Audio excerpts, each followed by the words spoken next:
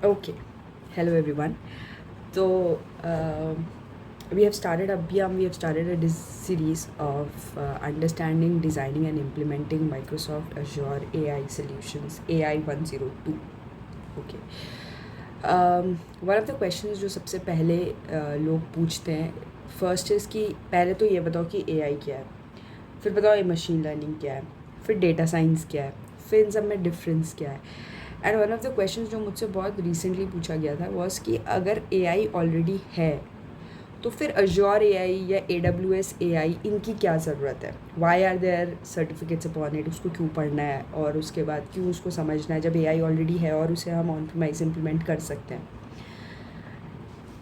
The reason, there are several reasons for it कि हम क्यों अज्योर AI सोल्यूशन पढ़ रहे हैं. And may be further down the line we'll understand कि AWS में AI कैसे इम्प्लीमेंट हो रहा है या फिर आपका GCP में AI के सोल्यूशंस क्या हैं. There could be different there could be different ways जिसमें उन्होंने इम्प्लीमेंट किया, and there could be different reasons why all of them are doing it. And क्यों लोग AI ऑन प्रीमाइज होने के बावजूद क्लाउड पे समझने की कोशिश करते हैं. सो इन दिस वीडियो हम पहले तो ये समझने की कोशिश कर रहे हैं कि AI एग्जैक्टली है क्या, फिर हम समझने की कोशिश करेंगे कि यार machine learning, data science, AI इनमें फिर डिफरेंस क्या है. अगर डिफरेंसेस हैं तो उसके बाद फिर माइक्रोसॉफ्ट में AI क्यों समझ रहे हैं, और अगर हम माइक्रोसॉफ्ट में ही AI समझ रहे हैं तो ऐसा क्या माइक्रोसॉफ्ट ऑफर कर रहा है AI के ऊपर that we should go ahead with that. So all those things we'll cover in this video. And ये जो भी इसका डेटा सेट है that we have created, the slides that have been created, हमने वो AI 102 को रेफ़र करके करी है, which is a certification program by Microsoft which talks about उनकी डिफरेंट फीचर्स एंड फैसिलिटीज़ जो उन्होंने अज्योर AI सोल्यूशन के अंतर्गत प्रोवाइड करी हुई है. And we are going to try to understand कि अच्छा ठीक है इन्होंने ये सर्विसेज प्रोवाइड करी है, ये ऐसे ऐसे कर रहा है, and how we can implement it in Azure. Those are the things we are trying to understand. Okay, so it's a certification program. The other thing that we want to make it very clear is कि AI is a different body. ठीक है, there are different companies, open AI service, open companies, cloud, open companies basically, open source companies, कुछ personal companies भी हैं जो कि artificial intelligence पे काम कर रही है. There are lot of PhD people who are working on I mean, there are a lot of people who are doing research on AI and everything. And then some of them have collaborated with Microsoft, and Microsoft ने अपना एक Azure AI solution निकाला है. तो ऐसा नहीं है कि Azure Microsoft का ही AI है, ऐसा कुछ नहीं है. AI अपने में है and Microsoft ने उसे अपने में implement किया हुआ है. That thing clear. Let's start with कि AI है क्या exactly. ठीक है. So सी आर्टिफिशियल इंटेलिजेंस क्या बोलता है, अगर आप उसका नाम देखोगे तो इट्स बेसिकली इंटेलिजेंस और आर्टिफिशियल. तो any intelligence that is artificial is artificial intelligence. So अगर आर्टिफिशियल इंटेलिजेंस ये है तो फिर नेचुरल इंटेलिजेंस क्या है, राइट. नेचुरल इंटेलिजेंस बोला जाता है, यूजुअली हम एज ह्यूमंस अपने आप को बहुत महान समझते हैं एंड वी थिंक दैट कि सारी इंटेलिजेंस इस वर्ल्ड की हम ह्यूमंस पे ही हैं, एनिमल्स एंड ऑल तो नहीं है.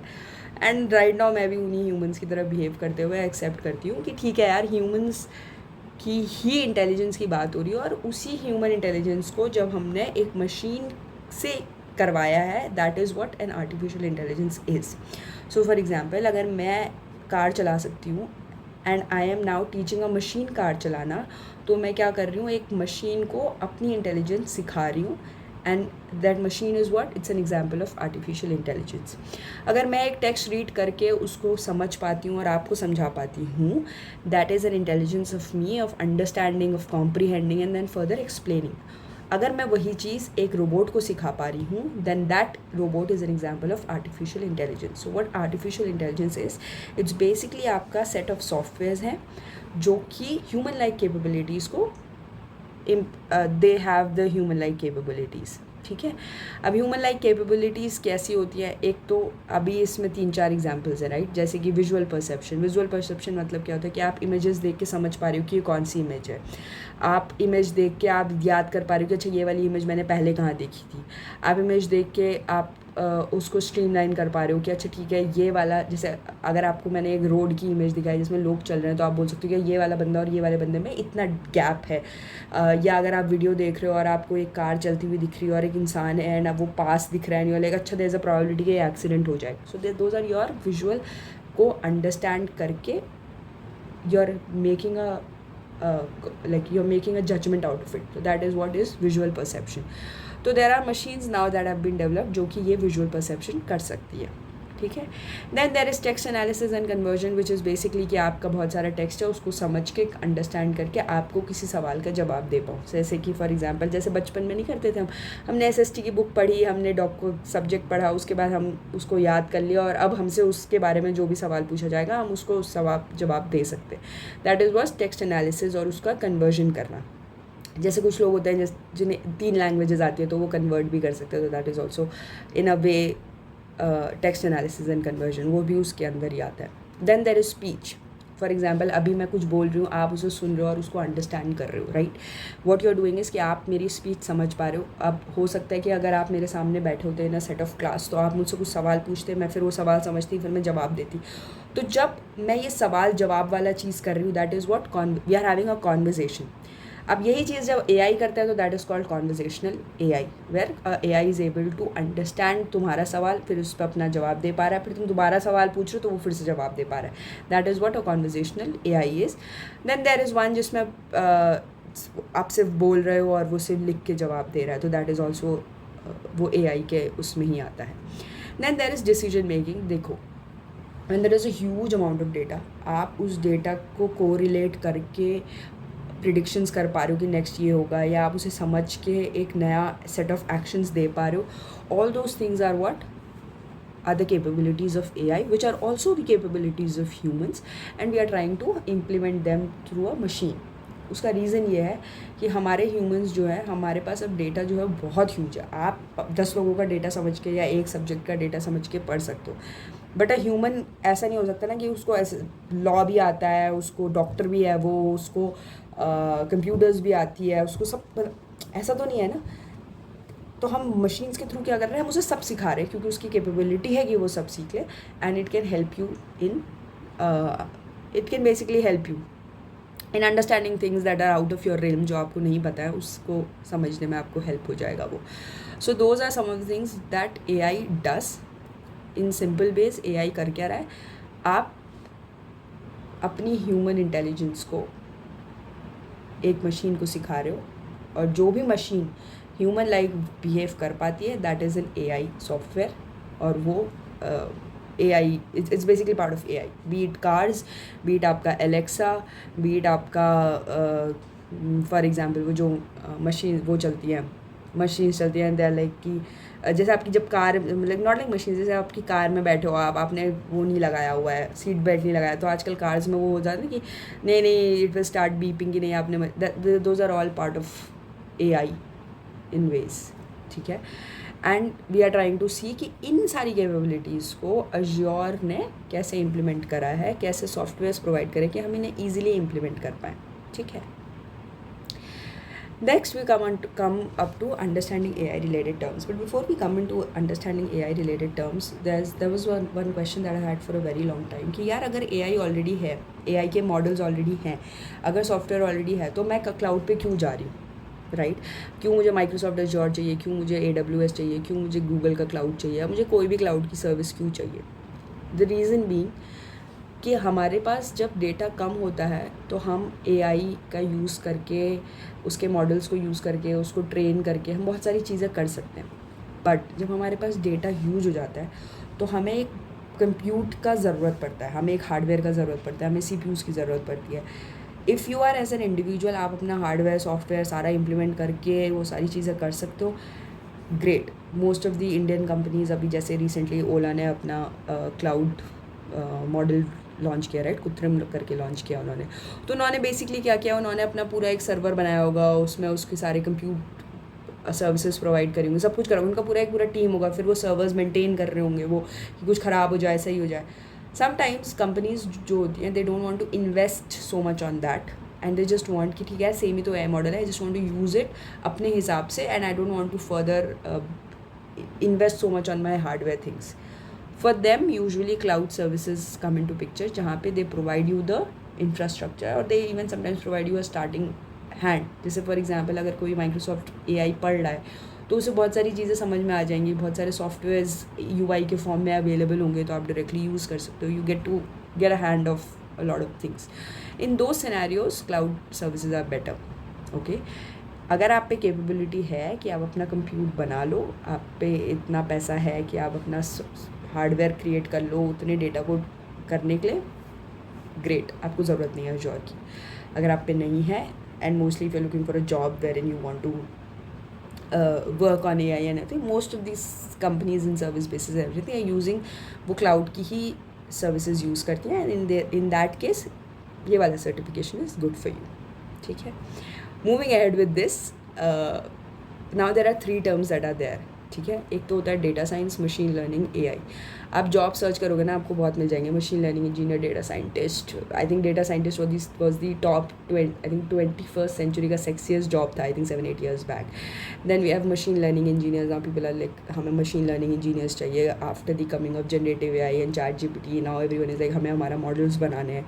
सो those have come in to picture. And then like with coming of all of this, people are like, नहीं हमें अपना robots भी बनाने हैं, we want to have, every country is in a way growing it. So what is the difference between a data scientist, a machine learning engineer and an artificial intelligence? What are these 3 different concepts? ठीक है, so data scientist क्या होता है ना, वो data के बीच में relations को establish करने की कोशिश करता है, and they do it using either वो या तो स्टैटिस्टिकल मॉडल्स यूज़ करते हैं या प्रोबेबिलिस्टिक मॉडल्स यूज़ करते हैं. बेसिकली स्टैटिस्टिक्स मॉडल्स या स्टैटिस्टिक्स, प्रोबेबिलिटी और लीनियर अलजेब्रा को यूज़ करके a data scientist what she tries to do is she tries to understand the relation between different data sets. For example, I have a company which is, for example, एक e-commerce company है. तो मेरे पास customers का भी बहुत सारा data होगा, employees का भी बहुत सारा डेटा होगा, मेरे प्रोडक्ट्स का भी बहुत डेटा होगा, फिर मेरा सेल्स का भी डेटा होगा, मार्केटिंग का भी डेटा होगा, और बहुत सारा डेटा होगा, क्योंकि ई-कॉमर्स तो बहुत टाइम से 9-10 साल से चल रहा है. डेटा साइंटिस्ट का काम क्या है कि वो क्या करते हैं कि वो उन सारे ह्यूज डेटा सेट्स को उठा के लाते हैं एक जगह पे. वो क्लीनिंग का काम डेटा इंजीनियर्स का होता है. वो उन्हें एक जगह पे लेके आते हैं एंड देन उन डेटा सेट्स को समझते हैं, उनके बीच का रिलेशन और को रिलेशन और पैटर्न समझने की कोशिश करते हैं. वो जो सवाल होते हैं ना कि अच्छा, इस इंसान ने पिछले 5 दिनों में ये वाला ख़रीदा है, तो क्या छठे दिन भी ये वाला ख़रीदेगा? पिछले 5 महीने से ये वाली दवाई ख़रीद रही है, क्या ये नेक्स्ट 3 महीने भी अब ये दवाई ख़रीद रही है या बदल रही है? क्या रिजल्ट्स है? तो वो जो रिलेशंस होते हैं ना डेटा के बीच में, वो डेटा साइंटिस्ट का काम होता है समझना. वो रिलेशंस कैसे हो सकते हैं? बहुत ही सिंपल रिलेशंस होते हैं.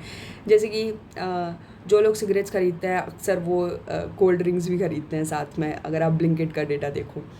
जो लोग स्टेशनरी ख़रीदते हैं, पेन्स वगैरह ख़रीदते हैं, वो कॉपी भी ख़रीदते हैं. अगर कोई दूध ख़रीद रहा है तो वो दही भी ख़रीद ही रहा है. अगर कोई फॉर एग्ज़ाम्पल अगर कोई ये मदर्स डे पे किसी ने फ्लावर्स ख़रीदे तो उसने केक भी ढूंढा ही होगा. तो रिलेशंस हैं, राइट. जैसे ब्लिंकिट है और ज़ोमैटो है, दोनों ज़ोमैटो की ओन्ड कंपनीज़ है. ज़ोमैटो में तुम्हारा केक मिल जाएगा, ब्लिंकिट में फ्लावर्स मिल जाएंगे. तो इस साल उन्होंने रिलेशन देखा कि जिन जिन ने ब्लिंकिट से फ्लावर्स ऑर्डर करे उन्होंने ज़ोमैटो पे केक ऑर्डर करा, या जिन जिन लोगों ने ज़ोमैटो से केक ऑर्डर करा क्या सच में फिर सब लोगों ने फ्लावर्स भी ऑर्डर करे या फिर कुछ और भी ऑर्डर करा? अगर फ्लावर्स और केक का कॉम्बिनेशन सबसे ज़्यादा है तो नेक्स्ट कॉम्बिनेशन फिर किसका ज़्यादा है? फिर उस हिसाब से वो कस्टमर्स को टारगेट करते हैं, मार्केटिंग करते हैं. ये जो रिलेशंस होते हैं ना डेटा सेट्स के बीच में इस्टेब्लिश करने वाला, ये सारा काम जो होता है ये हमारे डेटा साइंटिस्ट का होता है. और वो यूजुअली लीनियर अलजेब्रा यूज़ करते हैं या स्टैटिस्टिक्स यूज़ करते हैं. उसके अलग अलग कॉन्सेप्ट्स होते हैं, वो यूज़ करके they try to figure that out. ठीक है, अब हमारा मशीन लर्निंग इंजीनियर क्या होता है? मशीन लर्निंग इंजीनियर का काम ये होता है कि वो मॉडल्स को ट्रेन करे. ठीक है, उसको ये पैटर्न्स वैटर्न से इतना मतलब नहीं है, वो पैटर्न्स डेटा साइंटिस्ट का काम है. मशीन लर्निंग इंजीनियर क्या करता है कि मेरे पास एक मॉडल है. मॉडल क्या है? बेसिकली मॉडल अपना एक एल्गोरिदम होता है जिसमें हम 2 चीज़ें करते हैं. पहले हम मतलब अब देखो वैसे देखा जाए तो मशीन लर्निंग भी बहुत तरीके से होती है. सुपरवाइज्ड होती है, अनसुपरवाइज्ड होती है, तो सेमी सुपरवाइज्ड भी होती है आई थिंक. तो सुपरवाइज्ड लर्निंग में ये होता है कि आप पहले उसे कुछ लेबल्स और उसके साथ ट्रेन करते हो, फिर आप उसको नया डेटा देते हो. अनसुपरवाइज्ड में होता है आप डायरेक्टली देते हो और उसके बाद आप उसको समझाते हो. तो that's a different story. But अभी हम सुपरवाइज लेके समझते हैं कि मशीन लर्निंग में हम क्या कर रहे होते हैं कि आपका मशीन लर्निंग इंजीनियर क्या करता है, उस पर एक एल्गोरिदम है. ठीक है, अब उसने क्या बोला, मेरे को ट्रेन करना है, तो वो क्या करता है कि सेट ऑफ उसको डेटा प्रेजेंट है, उसने क्या करा, जैसे आप उसे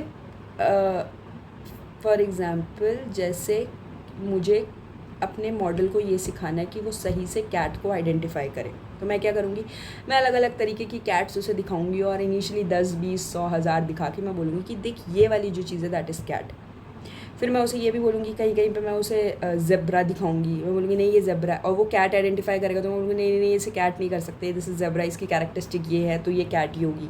फिर मैं लेपर्ड दिखाऊंगी कि नहीं ये तो बड़ा इस साइज़ में है, पर you should have identified it as cat, तो you identify it as okay. तो that is what machine learning is all about. Machine learning basically क्या है कि हमारे पास एक मॉडल है, मॉडल बेसिकली हमारा एक एल्गोरिदम है, एल्गोरिदम इज़ बेसिकली हमारा एक प्रोग्राम है। अब हम उस प्रोग्राम को ट्रेन कर रहे हैं कि ठीक है भाई ये सारी चीज़ें अगर तुमने देखी हैं तो ये कैट होंगी, ये सारी चीज़ें तो तुम डॉग होगा, ऐसे करोगे तो तुम्हारा तुमसे अगर ये वाला सवाल पूछा जाएगा तो तुम्हें इस तरफ ये वाले जवाब देने हैं, अगर तुमसे वैसे सवाल पूछे जाएंगे तो तुम्हें इस तरीके के जवाब देने हैं। तो तुम अलग अलग टाइप के मॉडल्स को हम अलग अलग चीज़ों पे ट्रेन करते हैं। जैसे कुछ मॉडल्स को हम इमेज क्लासिफिकेशन के लिए ट्रेन करते हैं, फिर कुछ मॉडल्स होते हैं जैसे चैट जीपीटी है, उसे हमने कॉन्वर्जेशंस के लिए ट्रेन किया हुआ है, तो उसके पास उतना सारा ह्यूज डेटा सेट हमने उसे ला के दिया, उसे ट्रेन किया। फिर हमने इसमें वो रिकर्सिव प्रोसेस होता है कि हम उसे ट्रेन करते हैं, फिर हम बोलते हैं कि अच्छा ठीक है इसने सही रिजल्ट दिया या नहीं, अगर नहीं दिया तो फिर दोबारा ट्रेन करते हैं। तो मशीन लर्निंग मॉडल का ट्रेनिंग तुम एक तरीके से समझ सकते हो जैसे कि एक ह्यूमन को ट्रेन किया जाता है एज अ चाइल्ड, कि उसे बहुत सारी डेटा दिखाते हैं, फिर उसे इनिशियली इससे प्री प्रोग्राम करते हैं, अच्छा तुम्हें ये करना है, ये नहीं करना है, ऐसे करना है, ये करना है वो। So that is what basically है machine learning model, machine learning engineer does. फिर हमारे आते हैं artificial intelligence. Artificial intelligence is what is when जब तुम डेटा साइंस और जब तुम बेसिकली एक सॉफ्टवेयर क्रिएट करते हो बेस्ड ऑन अ मॉडल और बेस्ड ऑन, अगर तुम डेटा साइंस का भी यूज़ करते हो तो create basically a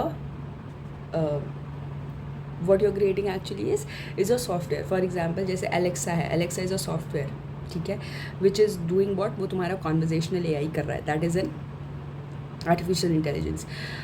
Then there is an autonomous car, वो क्या एक सॉफ्टवेयर है, वो ऑलरेडी ट्रेन हो चुका है, उसका जो मॉडल है वो ऑलरेडी ट्रेंड है, तो वो किसका काम है, वो जो सॉफ्टवेयर फाइनली बना है वो क्या है, वो आर्टिफिशियल इंटेलिजेंस का काम है। So what it is basically a software.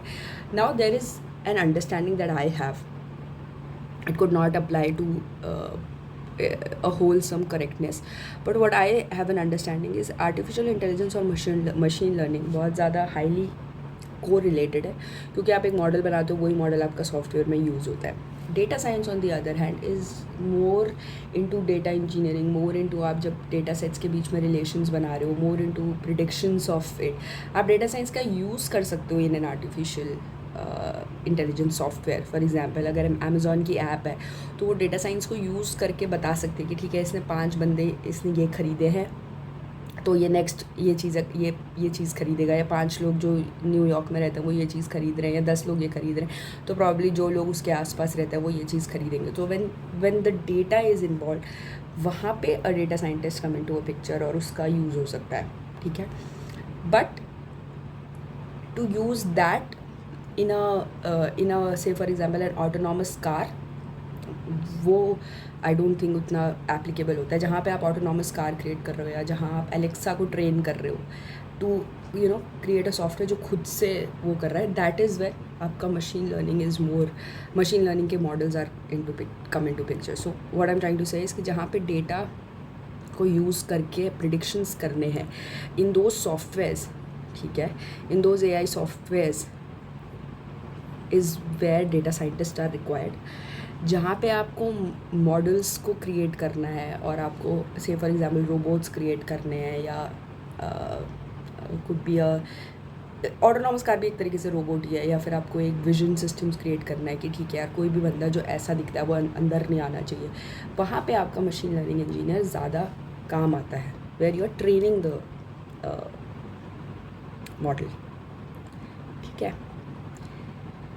Then and then there are certain terms and technologies, terms basically जो कि यूज़ होती हैं बाय AI इंजीनियर्स, जो उन्हें पता होनी चाहिए. सबसे पहले तो उसमें होती है इन्फ्रेंसिंग. ये मशीन लर्निंग के कॉन्सेप्ट में ज़्यादा अप्लाई हो जाती है, वेर इन यू से कि लाइक जब भी हम क्या बोल रहे थे कि अगर एक मॉडल है उसे हमें ट्रेन करना है, फिर उससे सवाल पूछने हैं, तो ये हमारा एक रिकर्सिव प्रोसेस है जहाँ हम पहले उसे ट्रेन कर रहे हैं, फिर सवाल पूछा, उसने गलत जवाब दिए, फिर हम दोबारा एक नया मोर डेटा सेट पे उसे फिर से ट्रेन कर रहे हैं या दोबारा रीट्रेट करा रहे हैं. वो मशीन लर्निंग के अलग अलग कॉन्सेप्ट्स हैं. तो there are two things in it. पहला जो टर्म होता है that is feature. Feature is basically for all those data values जिस पे हम फाइनली टेस्ट ले रहे हैं उसका. लेबल इज़ व्हाट, जो आपका जिस पे आप ट्रेन कर रहे हो डेटा को, मॉडल को ट्रेन कर रहे हो, ठीक है. तो वो सारा जो डेटा जो आपका टेस्टिंग वाला होता है वो आपके लेबल्स वाला होता है, जिसमें आप इनपुट भी दे रहे हो, आउटपुट भी दे रहे हो, आप लेबल्स दे रहे हो. फिर जब आप नया डेटा दे रहे हो that is what is features. And inferencing is basically जहाँ पे आप एक मॉडल को यूज़ कर रहे हो to make prediction. So basically what you are doing is कि आप लेबल्स और फीचर्स को यूज़ करके you are trying to make the model do correct predictions. That's what inferencing is. फिर कॉन्फिडेंस स्कोर की बात करते हैं. तो देखो, जब भी हम मशीन लर्निंग की भी बात करें या मॉडल्स की भी बात करें या हम डेटा साइंस की भी बात करें, तो हम क्या बोल रहे हैं कि वो किस पे काम करता है, वो प्रोबेबिलिटी और स्टैटिस्टिक्स पे काम करता है. प्रोबेबिलिटी का मतलब क्या होता है? प्रोबेबिलिटी बहुत रेयरली 100% होती है. It's always 80, 70, 90, 95. तो कॉन्फिडेंस स्कोर बेसिकली क्या है कि मैं जब भी एक मशीन लर्निंग मॉडल एक रिज़ल्ट रिटर्न करता है, एक मॉडल रिटर्न करता है एक रिज़ल्ट, उसके साथ हमेशा एक कॉन्फिडेंस स्कोर आता है. तो जैसे जब हम कोई मॉडल को यूज़ करते हैं और उसके बाद उसके रिज़ल्ट्स रिट्रीव करते हैं, तो हम बोलते हैं कि अच्छा ठीक है, हमारे पास 5 रिज़ल्ट्स आए हैं. 5 रिज़ल्ट्स में से पहले 3 का तो स्कोर 90 से अबव है, बाकी 2 का स्कोर 65 से कम है. तो when we do use those models, तो हम बोलते हैं कि यार ठीक है, हम वही वाला डेटा लेंगे जो 85 से ऊपर है या 80 से ऊपर है, हम वही वाला डेटा कंसिडर करना चाहते हैं. उसके नीचे वाला कई बार मॉडल हेलुसिनेट भी कर लेता है, मतलब कि वो अपने हिसाब से कुछ समझता है, उसको जो समझ में आ रहा है, वो उसे कोई डेटा नहीं मिला है तो उसने कुछ भी डेटा दे दिया. तो we don't want all of that to happen. तो हम एक कॉन्फिडेंस स्कोर पे फिर हम एक थ्रेशोल्ड लगा देते हैं कि भाई इससे ज़्यादा ही होना चाहिए. और ये सारी चीज़ें तब बहुत ज़्यादा ज़रूरी हो जाती हैं जहाँ पे हमें मेडिकल डायग्नोसिस करना है. फॉर एग्जांपल, मैंने सिम्टम्स बताया and I am trying to diagnose using a ML robot या वट एवर. तो उसने डायग्नोसिस करके उसने मुझे 4 चीज़ें बता दी, ठीक है. उसमें से 4 में से 3 की चीज़ें जो थी, उसकी जो स्कोर प्रोबेबिलिटी स्कोर आया था वो 60 से कम था. तो मतलब there are very less likely chances कि वो होगा. अगर मेरे पास वो कॉन्फिडेंस स्कोर नहीं होगा तो I would maybe consider it and that can backfire. And I think it has happened in one of the cases where there was an MRI scan or something they did and then it fell back. तो it मतलब वो जब उसे debug करा था तो it came. I will talk about it in probably in one of my videos, but it did happen कि कुछ MRI का scan था या कुछ तो था, कुछ scan हो रहा था वो, and then it gave the wrong results जिसकी वजह से lot of people died. तो it went back, जब उसको ट्रेस बैक किया कि ये क्यों हुआ, तो it came back to the software engineers कि इन्होंने जो प्रिडिक्शंस करे थे दे वर नॉट एक्यूरेट. तो confidence score is basically what, कि आपका जो डेटा मॉडल देता है उसके साथ एक प्रिडिक्टिव एक नंबर प्रोबेबिलिटी देता है कि आपने जो सवाल पूछा है मेरे हिसाब से इसका आंसर होने की ये चांस जो है वो सबसे ज़्यादा है, इसकी इतनी कम है ये. अब आप देख लो कि आपको कितने कॉन्फिडेंस स्कोर वाला आंसर एक्सेप्टेबल है. That is a iteration that we as humans do. Then there is responsible AI, जिसमें से पॉसिबल की स्पेलिंग गलत है, will correct it. Responsible AI basically ये बोलता है कि ठीक है, आप AI सॉफ्टवेयर्स तो बना रहे हो but it should include fairness, उसको रिलायबल होना चाहिए, उसमें आपका पर्सनल डेटा यूज़ नहीं होना चाहिए. जैसे अभी डीप फेक्स क्रिएट हो जा रहे हैं या फिर लोगों की, हाँ, like deep fakes is one of the wrong usage of AI where you don't even know कि कौन जो बात बोल रहा है वो बात सही है या नहीं है, जो बोल रहा है वो बात सही है या नहीं है, प्लस जो जिसने वो बात बोली है वो एक्चुअली वही पर्सन है या वो किसी और को वो किया हुआ है, उन्होंने फॉर्ज किया हुआ है. सो AI जब एज अ कम्युनिटी ग्रो हुई, सो दे सेड कि ठीक है, हमें ये सारी चीज़ें इम्प्लीमेंट करनी है. अब वो कौन सी सारी चीज़ें हैं जो उन्होंने इम्प्लीमेंट करी हैं, these are the things that they have implemented, ठीक है. And these are the considerations for responsible AI. तो हम भी जब कोई मॉडल ट्रेन करते हैं या हम भी जब कोई मॉडल यूज़ कर रहे होते हैं या हम नया मॉडल बना रहे होते हैं, पुराने मॉडल को फाइन ट्यून कर रहे होते हैं अपने डेटा पे, तो we have to make sure कि ये सारे जो कॉन्सेप्ट्स हैं AI के for responsible AI should be implemented. Fairness का मतलब यह है कि सारे लोगों को इंक्लूड करके मॉडल ट्रेन होना चाहिए, ठीक है. फॉर एग्ज़ाम्पल मेरा एक लोन देने का सिस्टम है और मेरा जो मॉडल ट्रेंड है वो ये बोल रहा है कि सिर्फ वाइट लोगों को ट्रेन कर लोन्स दिया जाएगा, फीमेल्स को मतलब नहीं देना है. तो you are creating a unfair kind of situation. आप एक बायस क्रिएट कर रहे हो. या फॉर एग्जांपल आपने एक थीफ प्रिडिक्ट करने का कुछ एक मॉडल बनाया और पिछले 10 उसमें आपके पास जितने भी आपने मॉडल्स में वो डेटा फीड करा वो सारे ब्लैक थे या इंडियंस थे या एशियंस थे. तो आपने अगर आपने एक अनफेयर मॉडल बना दिया जहाँ पे जब भी कोई इंडियन आएगा तो उस पर स्क्रूटनी हो जाएगी. So you basically have to create an AI जहाँ पे you have train that model with as huge amount of data, as varied amount of data, with as diverse group of people that could be possible, so that कि आपका जो data जो model result आपको वापस ला के दे वो accurate हो, वो बायस नहीं हो. Second is reliability and safety. That is what we were talking पहले कि आपका कॉन्फिडेंस स्कोर आपको इस हिसाब से रखना चाहिए जहाँ पे इट डज़ नॉट बैकफायर, जैसा वो हमारा स्कैन के केस में हुआ था. It should not basically backfire. So that is another thing. Then privacy and security. Privacy security का मतलब ये होता है कि देखो हमारा डेटा अभी फेसबुक के पास सारा डेटा है, इंस्टा पे सब डेटा है, गूगल पे सब डेटा है. Just because they have the data does not mean that they can use that data as well. So use that data to train their models. अब मान लो कल आपके घर में घंटी बज गई कि अच्छा आप पिछले 5 दिनों से सर्फ एक्सेल खरीदे थे, ये हमारी तरफ से फ्री है. ठीक है, फ्री सर्फ एक्सेल तो मिल गया, बट तुम्हें कैसे पता कि मैं 5 यूज़ कर रही हूँ, और how do you know exact my name, my address, my everything. So PII data, which is personally identifiable information. An AI model should avoid using an PII information even if it uses. उसको आपका consent लेना होगा, and if it does take your consent, it cannot ever expose your PII data. So when you're training that, it has to be considered. Inclusiveness is in a way fairness, where you have to ensure कि आपका जो data है वो बहुत सारे diverse group से है. Transparency is again related to privacy and security, wherein आपका मॉडल किस डेटा पे ट्रेंड है, आप कितने लेवल तक का डेटा यूज़ कर रहे हो, आप किस किस का डेटा एक्सपोज कर रहे हो, वो सारी चीज़ें आपको पता होनी चाहिए. आपके मॉडल में कौन कौन से बायसेस हो सकते हैं वो भी आपको बताना होगा. So all of those things have to be told and considered. ठीक है, जैसे अभी फेसबुक पे वो केस हो गया था ना कि आपने हमारा डेटा ही ले लिया, आपने पूछा नहीं, आपने कंसेंट नहीं लिया, और जो भी था. So similar things of software apply to AI as well. Accountability basically talks about कि बिकॉज बहुत सारी चीज़ें हो रही थी, देयर वाज अ इकोसिस्टम, वो इकोसिस्टम ग्रो हो रहा था. सो दे सेड कि ठीक है, वी नीड अ फ्रेमवर्क जो कि गवर्न करेगा कि कैसे हमारे सॉफ्टवेयर इंजीनियर्स इसको अकाउंटेबल हो. मतलब अगर कोई सॉफ्टवेयर बनाता है, अगर कल को फेसबुक कोई, फॉर एग्जाम्पल गूगल ने अभी जेमिनाई बनाया जो कि बायस था, तो who was accountable for it? The engineers in Google. तो Google team was accountable for it. So there has to be an accountability. कोई ये नहीं बोल सकते कि ठीक है हमने बना दिया तो क्या हो गया, you are accountable for that. ठीक है. So these are the considerations for responsible AI.